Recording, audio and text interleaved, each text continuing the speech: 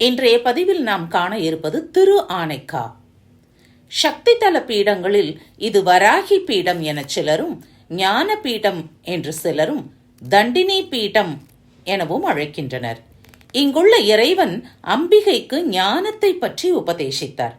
அதனால் ஞானபீடம் என்ற பெயர் கொண்டது. லலிதா மகா திரிபுர சுந்தரியின் படைத்தலைவி இவள். ஆகவே தண்டநாத என்ற பெயர் கொண்டது.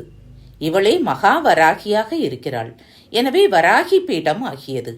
அம்பிகையின் காதில் ஸ்ரீ சக்கரம் தோடாக விளங்குகிறது. தலமரம் வெண்ணாவல்.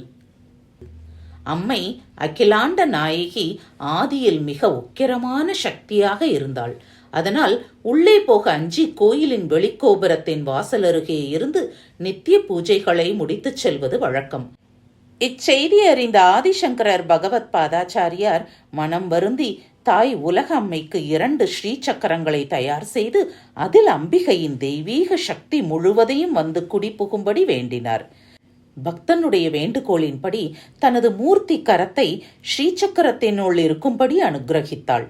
அவைகள் இன்றும் தாய் அகிலாண்ட நாயகியின் காதுகளில் 2 தோடுகளாகி அலங்கரிக்கின்றன. அம்மையின் மூத்த பிள்ளை விநாயகரையும் இளைய பிள்ளை முருகப்பெருமானையும் தாயினிடத்தில் ஸ்தாபிதம் செய்தார். சங்கர பகவத் பாதாச்சாரியாரின் திருவுருவம் பிள்ளையார் சன்னதியிலும் காணலாம். அம்பிகையின் 2 காதுகளிலும் இன்னும் ஸ்ரீசக்கரங்கள் காண்பார் மனதை ஈர்ப்பனவாகும்.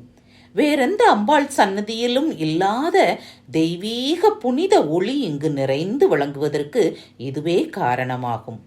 அம்மை அகிலாண்டவல்லி 180 சென்டிமீட்டர் உயரத்தில் எடுப்பான தோற்றத்தோடு 2 கரங்களிலும் தாமரையும் மற்றிரண்டும் அபய வரதமுமாக திருமகள் உருவில் காட்சி கொடுத்து நமக்கு அருள் பாலிக்கின்றாள்.